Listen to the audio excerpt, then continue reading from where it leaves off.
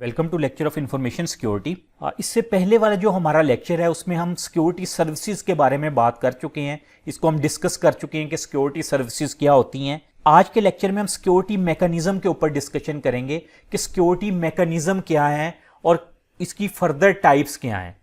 Security mechanism की major types जो हैं वो हमारे पास 2 हैं, ठीक है। तो लेकिन इससे पहले थोड़ा सा आपको बता दूं कि मैकेनिज्म से क्या मुराद है। सिक्योरिटी मैकेनिज्म से ये मुराद है कि अगर हमारे पास मसलन कोई सिक्योरिटी कोलैप्स होता है तो किस तरह से हमारा मैकेनिज्म क्या करता है, उसको डिटेक्ट कैसे करेगा, उसको प्रिवेंट का मतलब उससे किस तरह से बचने का कोई तरीका निकालेगा। और अगर मसलन वो हमने उसको डिटेक्ट नहीं कर पाए, प्रिवेंट भी नहीं कर पाए, तो हम अपने रिकवर किस तरह से करेंगे उस अटैक से। ज़ाहिर बात है डेटा भी रिकवर करना होता है और हमने उस स्टेज से बाहर भी आना होता है। तो ये सारा सिक्योरिटी मैकेनिज्म के अंदर डिफाइन किया गया, जो हमारा OSI का सिक्योरिटी आर्किटेक्चर है X.800। तो यहां पे भी यही चीज लिखी हुई है, सिक्योरिटी मैकेनिज्म डिजाइंड। क्यों डिजाइन किया गया कि ये डिटेक्ट करे, प्रिवेंट करे और रिकवर करे सिक्योरिटी अटैक्स को। तो अब इसकी 2 मेजर टाइप्स हैं। One is specific security mechanism and second one is pervasive security mechanism. अब ये स्पेसिफिक और परवेजिव के अंदर डिफरेंस क्या है, पहले इस चीज को हम समझ लेते हैं। स्पेसिफिक सिक्योरिटी मैकेनिज्म ऐसे मैकेनिज्म्स होते हैं जो कि हमारे आप कह लें कि OSI सिक्योरिटी लेयर्स जो हैं, या आप कह लें प्रोटोकॉल लेयर्स की बात कर लेते हैं। प्रोटोकॉल लेयर्स जो हैं, जिस तरह एक सब्जेक्ट है हमारा डाटा कम्युनिकेशन, उसके अंदर हमने पढ़ा होगा ना कुछ लेयर्स। आपको पता है जब कम्युनिकेशन करते हैं, जिस तरह application layer, transport layer, presentation layer, network session, layers हैं हमारी। इसी तरह ये जो स्पेसिफिक सिक्योरिटी मैकेनिज्म है, ये क्या करते हैं, हमारे कुछ प्रोटोकॉल लेयर्स के ऊपर काम कर रहे होते हैं, उन प्रोटोकॉल लेयर्स के ऊपर इंप्लीमेंट किए जाते हैं।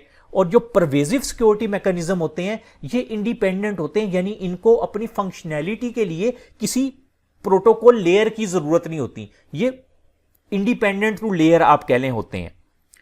तो यहां पे ये जो नीचे पॉइंट लिखे हैं इसमें यही बात लिखी हुई है।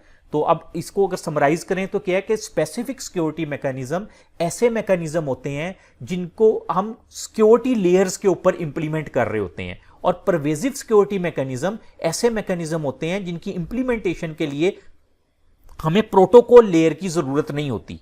इनकी आगे कुछ फर्दर टाइप्स हैं। तो ये हमारे पास पहले आ जाती हैं स्पेसिफिक सिक्योरिटी मैकेनिज्म की कुछ टाइप्स। सबसे पहले यहां पे लिखा है इनसाइफरमेंट। इनसाइफरमेंट क्या चीज है? इनसाइफरमेंट का मतलब है कि हम किस तरह से अपने डेटे को छुपा सकते हैं, एक फॉर्म से दूसरी फॉर्म में कन्वर्ट कर सकते हैं, कि अगर कोई अटैक करना चाहे तो उसको समझ ही ना आए ये कौन सा डाटा है। ये काम हम कैसे करते हैं? इनक्रिप्शन के थ्रू कर रहे होते हैं।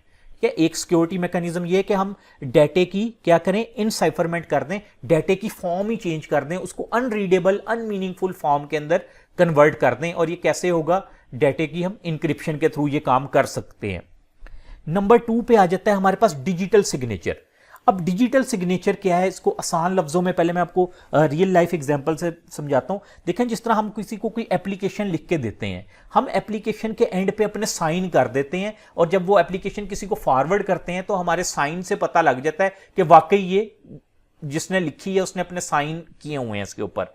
तो इसी तरह जब हम कम्युनिकेशन की बात कर रहे होते हैं तो वहां पे क्या है कि सेंडर और रिसीवर इलेक्ट्रॉनिकली वेरीफाई करते हैं डाटे को। ठीक है, सेंडर और रिसीवर जो है इलेक्ट्रॉनिकली वेरीफाई डाटे को करते हैं डिजिटल सिग्नेचर के थ्रू। जिस तरह मैंने आपको बताया पेपर के ऊपर सिग्नेचर होते हैं, इसी तरह ये इलेक्ट्रॉनिक सिग्नेचर होते हैं, जिससे कोई जो रिसीवर होगा जब वो रिसीव करेगा मैसेज, उसके नीचे जो सिग्नेचर होंगे उससे उसको पता लग जाएगा कि जी वाकई ये जिसने भेजा है ये वही शख्स है। ठीक है, इसी तरह कोई सेंडर एक्नॉलेजमेंट करेगा तो उसके नीचे भी उसके डिजिटल सिग्नेचर होंगे, जिससे पता लग जाएगा कि वाकई ये फलाने शख्स ने मुझे जो डाटा है वो भेजा है। उसके बाद आ जाता है असेस कंट्रोल। असेस कंट्रोल से अब क्या मुराद है?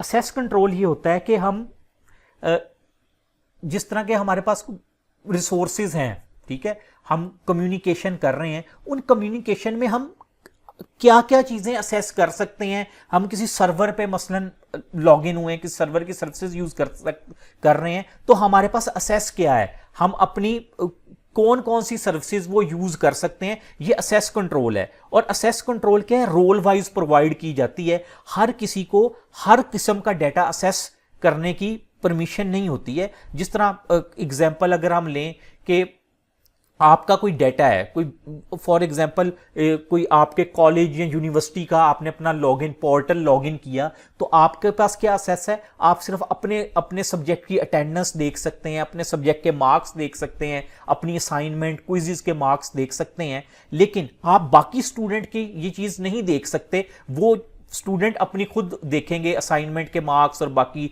जो भी अटेंडेंस वगैरह है। आपके पास असेस किया सिर्फ अपने कंट्रोल की, अपने अकाउंट की। तो वो जो आपका टीचर है, टीचर के पास क्या असेस होगी, वो आपका और आपके साथ जो बाकी आपके कोलीग्स, आपके दोस्त हैं, क्लास फेलोज हैं, उनका भी सारा डाटा देख सकते हैं कि किसकी कितनी अटेंडेंस है, किसके कितने मार्क्स हैं, यानी उसके पास आपसे ज्यादा असेस है। तो असेस कंट्रोल इसी तरह रोल वाइज दी जाती है सिक्योरिटी को बेहतर बनाने के लिए, क्योंकि अगर हर किसी को हर चीज की असेस दे दी जाए तो इससे सिक्योरिटी कोलैप्स का खतरा रहता है। डाटा इंटेग्रिटी यानी डाटे की सालमियत, इससे क्या मुराद है, इससे मुराद ये है कि हम डाटा हम जो सेंड कर रहे हैं वो एज इट इज रिसीवर के पास पहुंचे, उसके अंदर किसी किस्म की कोई चेंज ना हो, मॉडिफिकेशन ना हो, यानी किसी किस्म की कोई एडिशन ना हो, कोई डिलीशन ना हो डाटा में। तो ये डाटा इंटेग्रिटी कहलाता है कि data as it is receive हो, जैसा कि सेंडर ने सेंड किया था। अब डाटा इंटेग्रिटी के लिए हम क्या कर सकते हैं, अक्सर हम इसके अंदर कुछ रिडंडेंट बिट्स ऐड करते हैं स्टार्ट पे और एंड पे, ताकि पता लग जाए रिसीवर को कि कहाँ से डाटा स्टार्ट हो रहा है, कहाँ पे डाटा ख़त्म हो रहा है। इस तरह के मुख्तलिफ मेथोडोलॉजीज हैं जो कि हम आगे पढ़ेंगे भी कुछ उनमें से। Authentication exchange, next is authentication exchange. अब ऑथेंटिकेशन एक्सचेंज से क्या मुराद है, इससे मुराद ये है कि जो लोग आपस में कम्युनिकेशन कर रहे हैं, मसलन ए और बी कम्युनिकेशन कर रहे हैं, तो वो अपनी आइडेंटिटी एक्सचेंज करें, यानी बताएं। जिस तरह रियल लाइफ में मैं कहता हूं, आप किसी को कॉल करते हैं, जब आप कॉल करते हैं, कॉल करके अपना इंट्रोडक्शन करवाते हैं कि मैं मिस्टर ABC बात कर रहा हूं, ठीक है, और दूसरी साइड से आपको आवाज आती है मैं मिस्टर XYZ बात कर रहा हूं। ये क्या, ये ऑथेंटिकेशन एक्सचेंज हो रही है, यानी अब दोनों लोग अपने आप ऑथेंटिकेशन दे रहे हैं एक दूसरे को। इससे आपको पता लग जाएगा कि अच्छा मेरी बात फलाने शख्स से हो रही है, और वो जो दूसरी साइड पे होगा उसको भी पता लग जाएगा मेरी बात फलाने शख्स से हो रही है। तो ये चीज जो है ये हमारी कहलाती है authentication exchange. Next is traffic padding. अब ट्रैफिक पैडिंग का क्या कॉन्सेप्ट है, इसका कॉन्सेप्ट ये कि जब हम डाटा भेज रहे होते हैं, हमारे डाटे में कुछ आप कह लें कि स्पेस भी आ रही होती है, यानी डाटा भेजा, फिर थोड़ा सा गैप आया, फिर डाटा भेजा, फिर गैप आया, तो ये जो गैप आ रहा होता है ना, इसके अंदर हम कुछ बिट्स ऐड कर देते हैं। बिट्स आपको पता है ना, जब डाटा हम सेंड करते हैं, हमारा डाटा तो डिजिट्स की फॉर्म में जाता है, बिट्स बाय बिट्स जाता है, कन्वर्ट हो जाता है, डिजिटल फॉर्म के अंदर डाटा जा रहा होता है, इलेक्ट्रॉनिक डाटा सारा ही बिट की फॉर्म में ट्रांसफर होता है।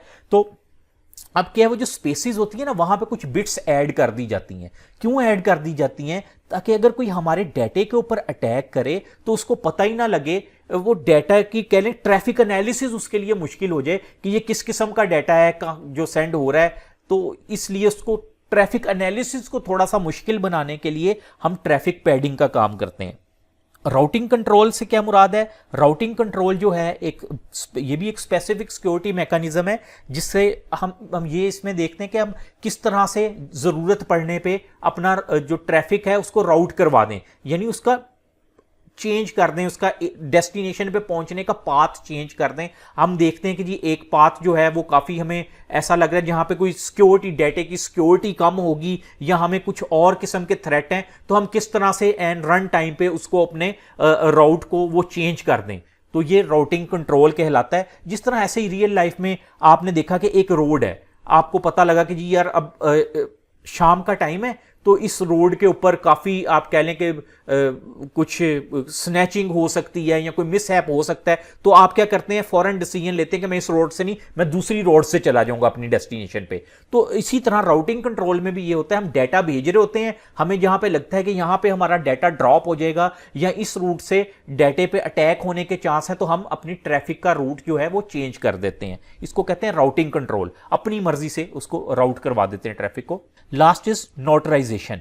नोटराइजेशन से मुराद ये है कि ए और बी आपस में कम्युनिकेशन कर रहे हैं, तो यहां पे हम एक ट्रस्टेड थर्ड पार्टी को इंट्रोड्यूस करवाते हैं। थर्ड पार्टी से मुराद कि ए और बी जब कम्युनिकेशन कर रहे हैं, अगर उनमें कोई कम्युनिकेशन कन्फ्लिक्ट आ जाए तो जो थर्ड पार्टी होती है वो सारे, उनके पास सारा ट्रस्टेड थर्ड पार्टी जो है उसके पास डेटे का सारा रिकॉर्ड होता है, ताकि अगर कोई एक एंटिटी किसी चीज को क्लेम कर रही हो तो वेरीफाई कर सके वो थर्ड पार्टी कि क्या वाकई ऐसे है जो ये कह रहे हैं। इसकी आसान एग्जांपल ऐसे ही है। फॉर एग्जांपल आप एक क्रिकेट मैच देखते हैं, दो टीम्स आपस में खेल रही होती हैं, एक टीम कहता है कि प्लेयर आउट हो गया है, दूसरी टीम कहती है नहीं आउट हुआ, तो क्या होता है फैसला थर्ड अंपायर के पास चला जाता है। थर्ड अंपायर अपनी वो रिकॉर्डिंग और सारी चीज देख के फैसला करता है कि जी जो कौन सही है कौन गलत है। तो इसी तरह नोटराइजेशन में भी ऐसे ही है, ताकि जब कम्युनिकेशन हो रही हो तो दोनों पार्टीज में कोई कन्फ्लिक्ट आ जाए तो उस कन्फ्लिक्ट को रिजॉल्व किया जाए किसी थर्ड पार्टी के थ्रू। तो ये जो प्रोसेस होता है इसको हम कहते हैं नोटराइजेशन।